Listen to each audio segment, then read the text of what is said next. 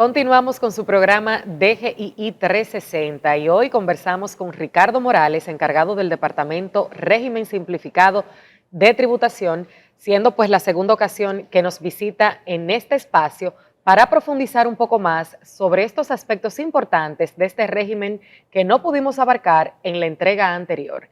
Ricardo es ingeniero industrial con un máster en Hacienda Pública y Administración Financiera y Tributaria.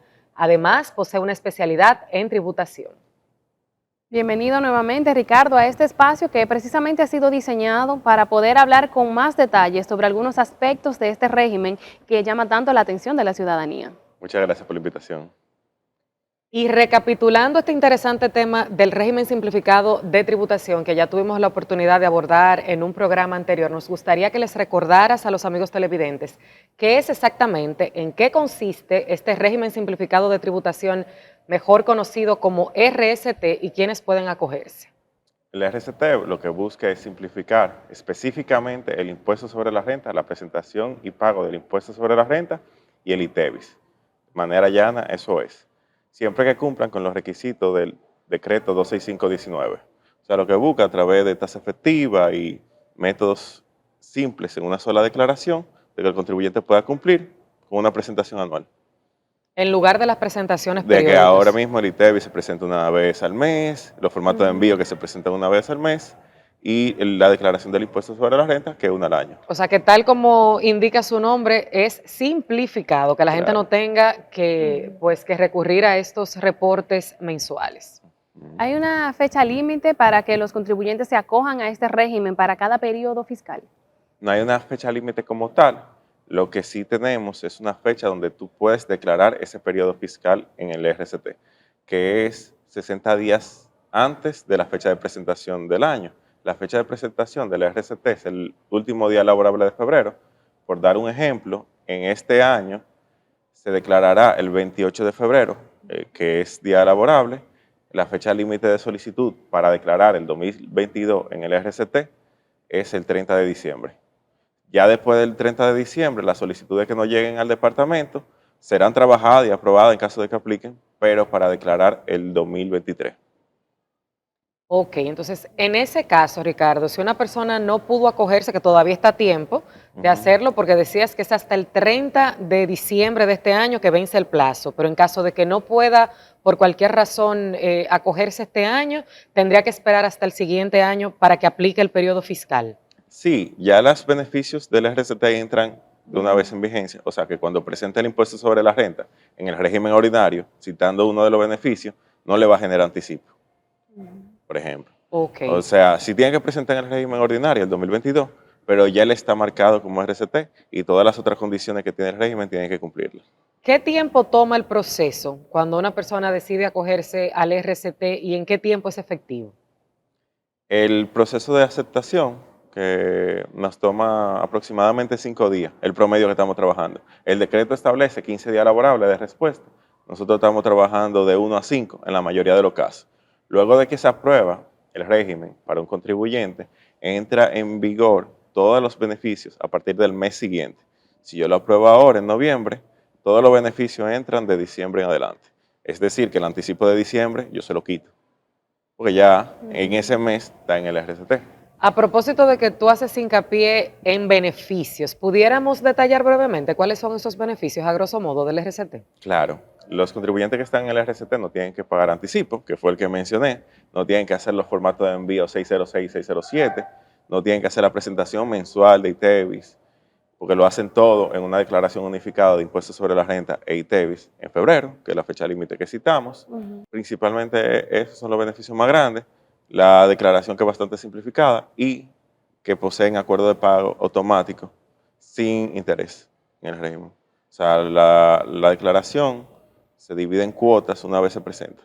Más o menos como pasa con el IPI. O sea, si es un contribuyente que está en el régimen de persona física, ingreso, o en el régimen del sector agropecuario, o sea, en esas modalidades, se divide en dos cuotas, una en la fecha límite de presentación y unos 6 meses posteriores, o sea, que sería el último día de agosto. En el de persona jurídica, ingreso, y en el de compras se dividen 4 cuotas trimestrales, una al final de cada trimestre. Precisamente, recuerdo que en el programa anterior se hablaron sobre dos tipos de modalidades de este régimen. ¿Puedes hablarnos un poco de la diferencia entre uno y el otro, o los renglones, mejor dicho? Como citamos anteriormente, existen distintos tipos. Actualmente tenemos dos modalidades, que es la modalidad de ingreso, en la cual están las personas del sector agropecuario, las personas físicas, ingresos, que son aquellos profesionales liberales o oficio independiente que declaran en el RCT, y las personas jurídicas que se dedican a la producción de bienes y a los servicios. Entonces, en la modalidad de compras están los comerciantes de bienes, únicamente que comercialicen, sin la transformación. La diferencia entre estas modalidades es la base del cálculo para el impuesto.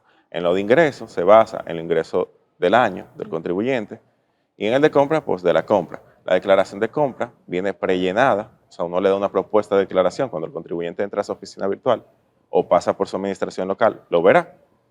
En el de ingreso, pues el contribuyente lo único que tiene que hacer es poner el nivel de ingreso del año.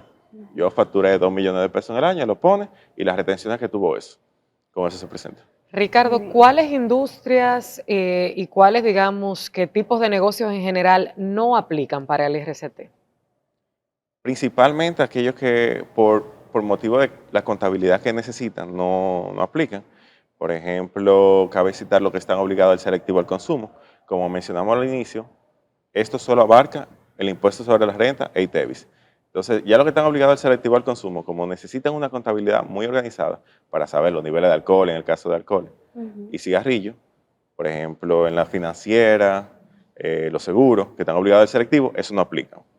También lo que están alcanzados como sujeto obligado por la ley de lavado de activos, la 155.17, eso no aplican, o sea, la constructora, los productores de eventos y espectáculos públicos y los fideicomisos, eso no aplica. Pero el tema de que para poder controlarlo y llevar a cabo lo que establece la ley, pues yo necesito saber lo que está haciendo mensualmente el contribuyente. No puedo simplificarlo tanto.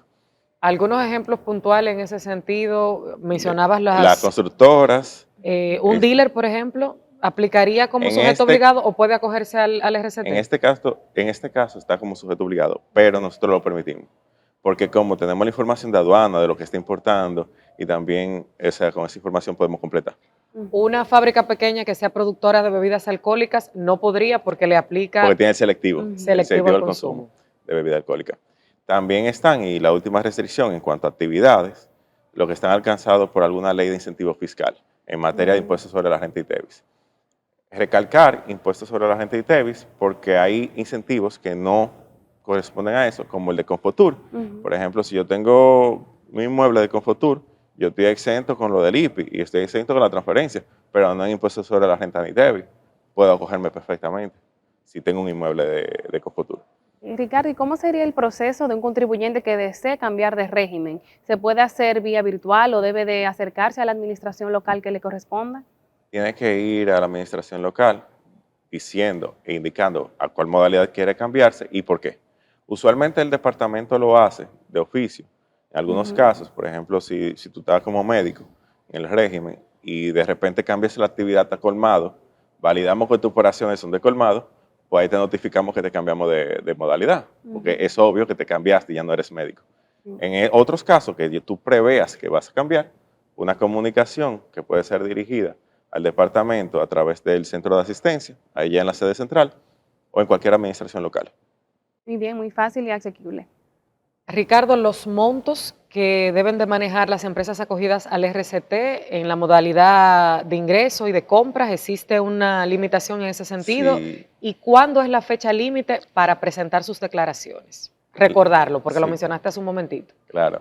El tope para la modalidad de ingreso, que hablamos del sector agropecuario, los profesionales liberales, es de 9.9 millones anuales de ingreso bruto.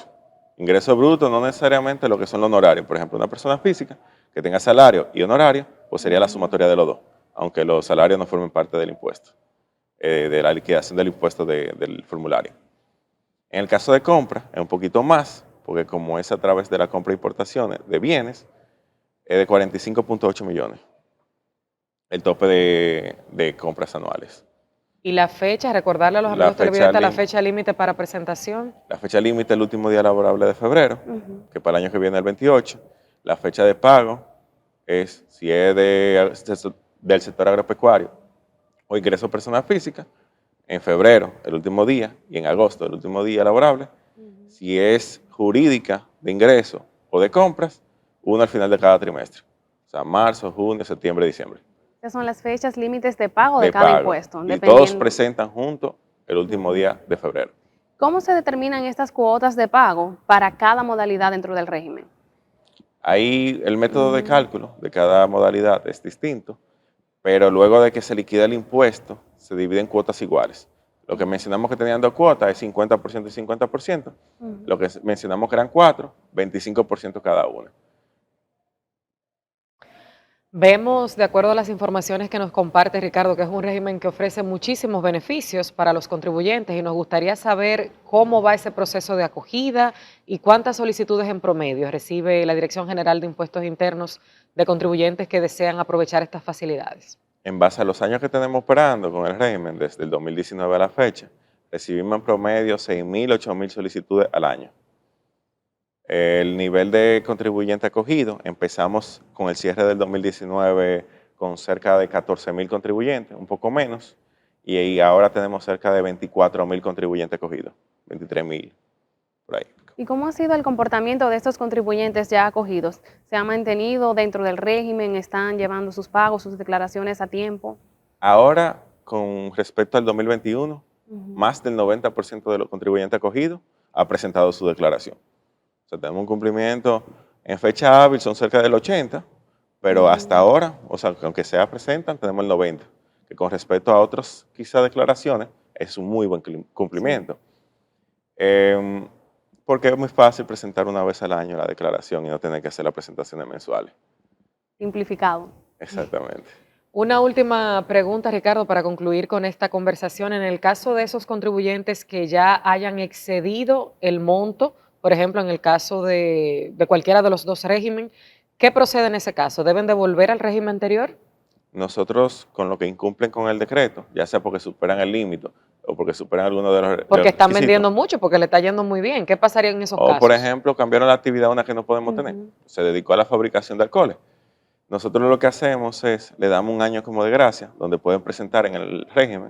O sea, si yo ahora me doy cuenta que no cumple, le digo, mira, preséntame el 2022 en el RCT, pero el 23 para adelante, ya, te quedaste en el ordinario.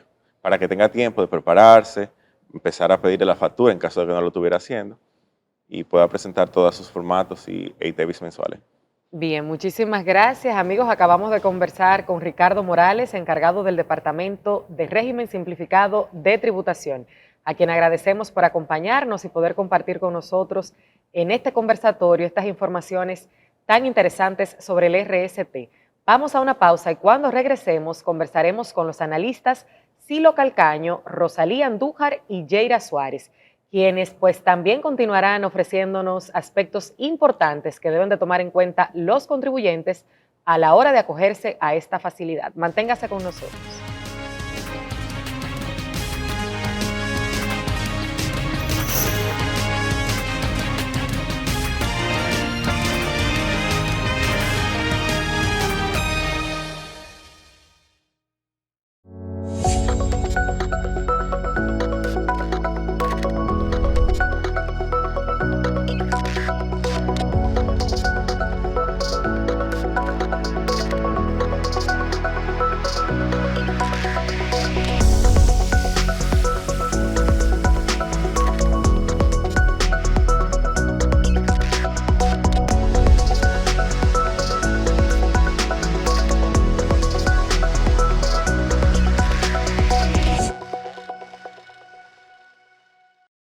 Aló. Viejo, ya nos vamos. ¿Renovaste tu marbete? Bueno. Te quedaste. Renueva tu Marbete 2022-2023 a partir del 18 de octubre 2022 desde nuestra página web de gii.gov.do o en cualquiera de las entidades financieras autorizadas. Compra tu Marbete y móntate en la ruta. Dirección General de Impuestos Internos, cercana y transparente.